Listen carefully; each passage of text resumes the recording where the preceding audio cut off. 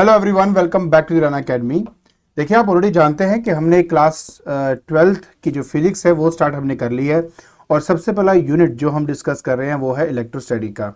इसके ऊपर मैं एक वीडियो ऑलरेडी अपलोड कर चुका हूं, जिसके अंदर हमने ये जाना है कि इलेक्ट्रोस्टैटिक का मतलब क्या होता है और जब हम किसी दो बॉडी को आपस में रब करते हैं तो किस तरीके से या किस वजह से आपके जो इलेक्ट्रॉन्स है वो ट्रांसफर करते हैं from one body to another body, और क्यों कोई बनता है पॉजिटिवली चार्ज बॉडी और कोई बनता है नेगेटिवली चार्ज बॉडी। आज हम डिस्कस करने वाले हैं डिफरेंट मेथड ऑफ चार्जिंग के बारे में। और हाँ, अगर आप इस चैनल पे नए हो तो पहले जल्दी से इस चैनल को सब्सक्राइब कर लीजिए और वीडियो पसंद आती है तो इसको लाइक करें। बाकी जितने भी चैनल और जो पेजेस हैं उनके जो लिंक्स हैं डिस्क्रिप्शन बॉक्स में ऑलरेडी डाल दिए हैं। तो बिना कोई टाइम वेस्ट किए चलिए शुरू करते हैं।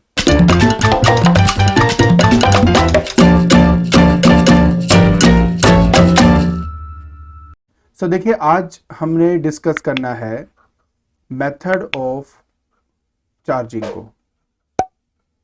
मतलब ये कि अगर मुझे किसी बॉडी को चार्ज करना हो तो कौन कौन से मेथड है और उन मेथड से जब किसी बॉडी को हम चार्ज करते हैं तो उसमें कौन सा चार्ज आता है, कितना चार्ज आता है, वो सारी बातें आज हम डिस्कस करने वाले हैं। देखिए, कुल मिला के ना हमारे पास 3 मेथड है, जिसमें से एक मेथड हम ऑलरेडी डिस्कस कर चुके हैं और वो पहला मेथड है वो होता है बाय रबिंग। अब रबिंग के दौरान मैं आपको ऑलरेडी बता चुका हूं कि अगर मान लीजिए कि मेरे पास 2 बॉडीज हैं, जैसे कि ए बॉडी है और मेरे पास मान लेते हैं बी बॉडी है, तो जब हम किसी 2 बॉडी को आपस में रब करते हैं तो एक बॉडी जिसका लो वर्क फंक्शन होता है उसमें से इलेक्ट्रॉन निकलकर उस बॉडी में जाता है जिसका हाई वर्क फंक्शन होता है। अब लो वर्क फंक्शन क्या है, हाई वर्क फंक्शन क्या है, इसके बारे में ऑलरेडी मैं डिस्कस कर चुका हूं पिछली वीडियो के अंदर, काइंडली उसको जरूर देखना। अब ऐसा करने से क्या होता है, जब जिसमें से मान लो कोई इलेक्ट्रॉन निकलते हैं तो वो बन जाता है पॉजिटिवली चार्ज बॉडी, और जिसके अंदर इलेक्ट्रॉन ट्रांसफर होंगे वो बन जाएगा नेगेटिव चार्ज बॉडी। लेकिन अगर आपने ये पता करना है कि ए वाली बॉडी पे कितना चार्ज है या बी वाली बॉडी पे कितना चार्ज है, तो बस आपको पता होना चाहिए कि कितने नंबर ऑफ इलेक्ट्रॉन्स आपके ट्रांसफर हुए हैं और उसको चार्ज ऑफ इलेक्ट्रॉन से आप मल्टीप्लाई कर देंगे। मतलब ये कि मान के चलते हैं कि सपोज कर लेते हैं कि ए से B n number of electrons आपके ट्रांसफर हुए हैं, तो चार्ज जो होगा, charge on A will be plus n into the charge of electron होता है 1.6 into 10 to the power -19 coulomb.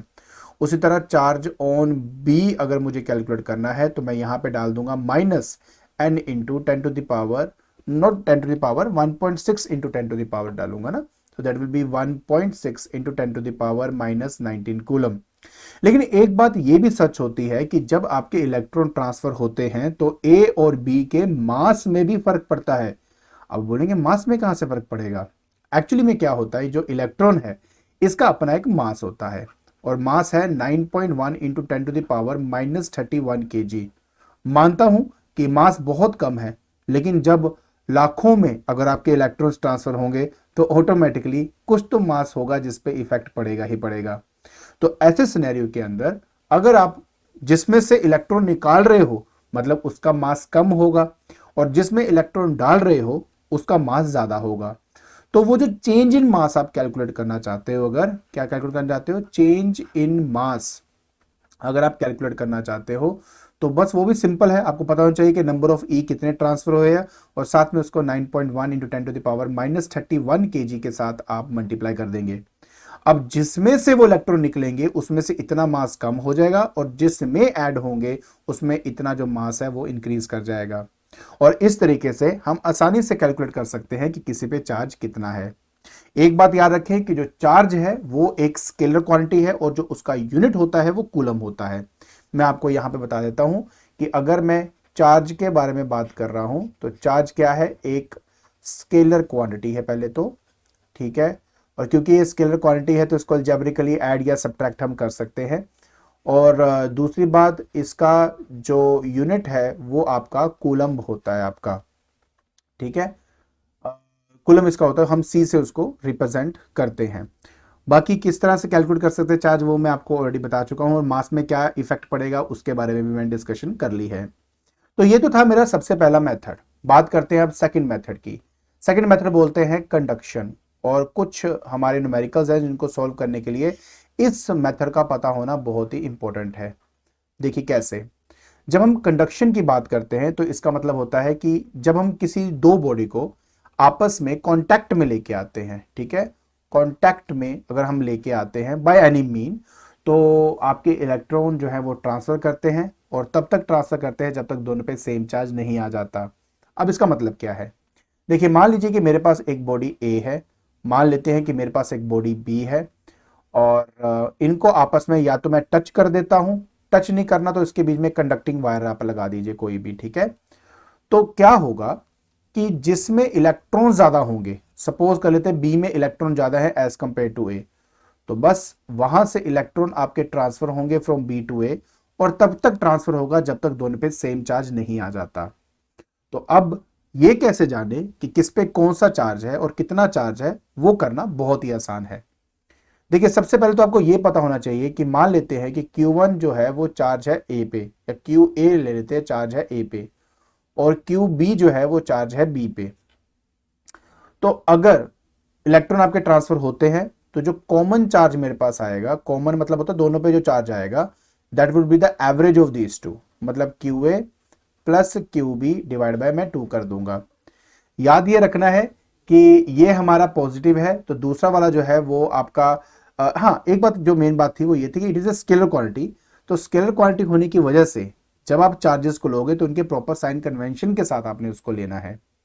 क्या मतलब है, एग्जाम्पल देखिए, मान लीजिए कि अगर मेरे पास ये है ए और इस पे 2 कूलम का चार्ज है, मान लेते हैं मेरे पास बी है और इसमें -3 कूलम का चार्ज है, आप उनको आपस में टच कर देते हो, तो टच करने के बाद अब जो कॉमन चार्ज दोनों में आएगा that would be 2 coulomb -3 coulomb, मतलब प्रॉपर साइन कन्वेंशन लेना है आपने, उसको डिवाइड बाय 2 करेंगे, दैट वुड बी -1/2 कूलम, मतलब -0.5 कूलम चार्ज। तो -0.5 कूलम ए पे होगा और -0.5 कूलम बी पर होगा। अगर दोनों पॉजिटिव हैं तो पॉजिटिव लेके सॉल्व करेंगे, अगर नेगेटिव है तो नेगेटिव लेके आपने उसको सॉल्व करना है। इसके ऊपर ना एक क्वेश्चन बहुत मशहूर सा रहता है, जैसे कि मान लीजिए कि मेरे पास एक ए बॉडी है, मान लीजिए मेरे पास एक बी बॉडी है, ए पे चार्ज क्यू है, बी पे चार्ज क्यू है, और मेरे पास एक थर्ड चार्ज है जिसमें कोई इनिशियली चार्ज था नहीं, ये एक अनचार्ज बॉडी है।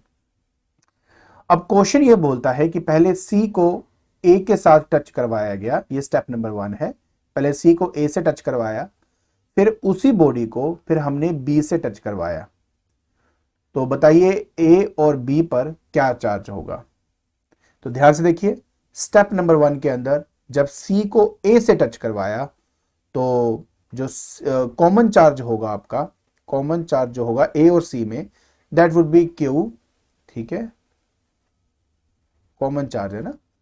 तो इस पे जो चार्ज था 0 था, अनचार्ज था ना, इस पे चार्ज कोई नहीं था, इस पे चार्ज क्यू है, तो क्यू प्लस 0 डिवाइड बाय 2 करूंगा। तो इसका मतलब ये हुआ कि जैसे सी ने मेरे ए को टच किया तो ए पे चार्ज आ गया Q/2 और सी पे चार्ज भी आ गया मेरे पास Q/2। नेक्स्ट केस में मैंने सी को बी से टच किया, अब जैसे बी को सी से टच करूंगा तो अब जो कॉमन हमारे पास चार्ज आएगा दैट वुड बी, इसका चार्ज Q है प्लस इसका चार्ज Q/2 है, Q/2 है, डिवाइड बाय 2 कर दूंगा। ऐसा करके मेरे पास आंसर 3Q/4 आ जाएगा। अब ये जो चार्ज है वो इस पे भी होगा और फाइनली जो चार्ज इस पे है वो भी 3Q/4 इस पे भी होगा। So what I am trying to say that कि जितना वो टच करता जाएगा वैसे वैसे चार्ज डिस्ट्रीब्यूशन होती रहेगी। फाइंड करने का तरीका आपके सामने है। अब हम बात करेंगे अपने आखिरी मेथड की तरफ जिसको बोलते हैं बाय इंडक्शन। बाय इंडक्शन, तो जब हम इंडक्शन की बात करते हैं तो इसमें कोई कांटेक्ट नहीं होता, कांटेक्ट इसमें नहीं होता है, और बिना किसी कांटेक्ट के हम किसी बॉडी के ऊपर चार्ज ला सकते हैं। देखिए कैसे, सबसे पहली बात यह है कि मान लेते हैं कि ये मेरा एक कंडक्टिंग सफियर है, this is my conducting sphere, ठीक है, ये मेरा कंडक्टिंग सफियर है और इसको रखा गया है इंसुलेटिंग स्टैंड के ऊपर। तो ये जो आप देख रहे हो ये मेरा इंसुलेटिंग स्टैंड है, इंसुलेटिंग स्टैंड है ये मेरा। इंसुलेटिंग इसलिए क्योंकि अगर उसमें कोई भी चार्ज होगा वो नीचे अर्थ पे ना आ जाए, तो इसकी वजह से ये सारा जितना आप देख रहे हो ये मेरा इंसुलेटिंग स्टैंड है। मैंने क्या किया कि मेरे पास एक ग्लास रोड था और ग्लास रोड को सिल्क से रब किया और मुझे पता है ग्लास रोड पे पॉजिटिव चार्ज हमारे पास आ जाता है। जब इस ग्लास रोड को मैं इसके पास लेके आया तो इसने यहां के जितने इलेक्ट्रॉन्स थे उनको अपनी तरफ अट्रैक्ट कर लिया। अब क्योंकि इस एरिया में से इलेक्ट्रॉन की डेफिशिएंसी होगी तो इसलिए आ जाएगा यहां पे पॉजिटिव चार्ज। तो ये मेरा स्टेप नंबर 1 हुआ। स्टेप नंबर 2 के अंदर हम यहां पर इस साइड से उसको अर्थ कर देंगे। अर्थ करने से क्या होता है, आपके जो इलेक्ट्रॉन है वो अर्थ से सीधा इस स्फीयर की तरफ आएंगे, तो इलेक्ट्रॉन जो है वो इसकी तरफ आने शुरू हो जाएंगे। अब इलेक्ट्रॉन इसमें तब तक जाएंगे जब तक इसका ये जो पॉजिटिव चार्ज है, इसको मैंने गलती से ज्यादा कर दिया, मतलब ये कि जब तक इसका जो पॉजिटिव चार्ज है वो पूरी तरह आपका खत्म नहीं हो जाता, उसके बाद इलेक्ट्रॉन ऊपर आने बंद हो जाते हैं। उसका रीजन ये है क्योंकि यहां पर जो नेगेटिव चार्जेस आपको दिखाई दे रहे हैं वो इन इलेक्ट्रॉन्स को रिपेल करना शुरू कर देगा। तो इलेक्ट्रॉन सिर्फ तब तक ऊपर आ सकते हैं जब तक यहां का पॉजिटिव करैक्टर खत्म नहीं हो जाता। बस एक बार आपका ऐसा हो जाने के बाद हम ये जो अर्थिंग वाला पार्ट है इसको भी यहां से हटा देंगे। अर्थिंग वाला पार्ट मैंने हटा दिया। अर्थिंग वाला पार्ट हटाने के बाद हम ये ग्लास रोड भी हटा देंगे। अब क्या होगा, अब ये जो नेगेटिव जितने चार्जेस थे एक जगह पे जो एक्यूमुलेटेड थे, ये नेगेटिव चार्जेस एक दूसरे को रिपेल करना शुरू कर देंगे, जिसकी वजह से ये प्रॉपरली और यूनिफॉर्मली डिस्ट्रीब्यूट हो जाएगा throughout the whole sphere. तो देखा आपने कि कैसे एक अनचार्ज स्फीयर को हमने एक नेगेटिवली चार्ज प्रोवाइड कर दिया by using a glass rod जो कि पॉजिटिवली चार्ज था, वो भी बिना टच किए। तो इस पूरे मेथड को इंडक्शन का नाम दिया जाता है। इंडक्शन प्रोसेस के अंदर जब भी इसमें चार्ज एक्यूमुलेट होता है वो ऑपोजिटली चार्ज एक्यूमुलेट होता है। दूसरी सबसे बड़ी बात, मान लेते हैं कि ग्लास रोड पर जो चार्ज था वो क्यू था। अब जो चार्ज इसमें बना है उसको मैं क्यू आई एन मतलब चार्ज इंड्यूस्ड का नाम दूंगा। तो क्यू आई एन का मतलब होता है इंड्यूस्ड चार्ज। इंड्यूस्ड चार्ज आपको पता है इनके लिए भी एक फॉर्मूला यूज किया जाता है, वो ये है कि चार्ज इंड्यूस्ड एक्चुअली में माइनस क्यू इंटू 1 प्लस या 1 माइनस 1 बाई के बराबर होता है। ये फॉर्मूला आपको ऐसा सच याद करने की जरूरत नहीं है, सिर्फ आपको समझाने के लिए मैं बता रहा हूं कि यहां पर ये चार्ज जो क्यू इन है वो तो हो गया वो चार्ज जो इसके ऊपर इंड्यूस हुआ है। अच्छा, मैंने एक गलती जरूर करी है कि यहां पर चार्जेस अंदर दिखाए हुए, अंदर नहीं है एक्चुअली, ये स्फीयर के ऊपर वाले सरफेस पे है, अंदर नहीं होते, कंडक्टिंग स्फीयर के बाहर होते चार्जेस आपके। क्यों होते कैसे होते वो हम बाद में बात करेंगे, अभी के लिए इस पे चार्ज क्यू इन है। इन मतलब induced, not inside, induced equal to minus q. Minus इसलिए क्योंकि ऑपोजिट चार्ज इंड्यूस होता है, तो अगर ये नेगेटिव होगा तो नेगेटिव नेगेटिव पॉजिटिव बन जाएगा, तो it will give you positive number.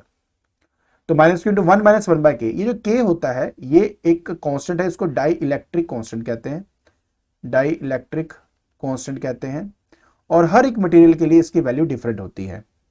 आपको याद है मैंने यहाँ पे कंडक्टिंग स्फीयर के बारे में बात करी थी, मतलब एक मेटल स्फीयर की बात कर रहे हैं। और जब हम एक मेटल के बारे में बात करते हैं तो फॉर मेटल आपकी के की वैल्यू इन्फिनिटी होती है।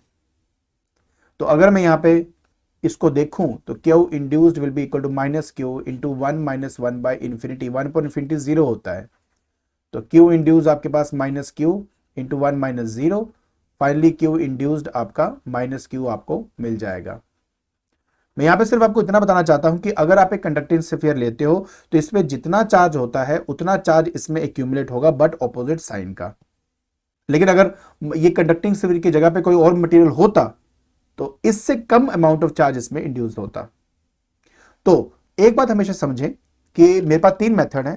मेरे पास पहले था रबिंग, जिसमें आपने रब किया, चार्जेस ट्रांसफर हुए। दूसरा था कंडक्शन, इसमें रब करने की जरूरत नहीं है, एक चार्ज बॉडी है, एक अनचार्ज बॉडी है, या फिर 2 डिफरेंट चार्ज बॉडीज हैं, उनको आपस में कॉन्टैक्ट में लेके आए तो इलेक्ट्रॉन ट्रांसफर हुई, जब तक दोनों पे सेम चार्ज नहीं आ जाता। और क्यू कॉमन कैसे निकालते हैं वो मैंने बता दिया।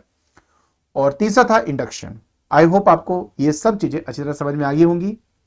ठीक है, तो आज के लेक्चर के अंदर हमने मेथड ऑफ चार्जिंग को अच्छे से समझा, ये जाना कि क्या क्या तरीके हैं जिससे हम किसी बॉडी को चार्ज कर सकते हैं। और अगर आपको ये वीडियो पसंद आ रही है तो please like it, share and subscribe it. आज के लिए बस इतना ही। Thank you so much.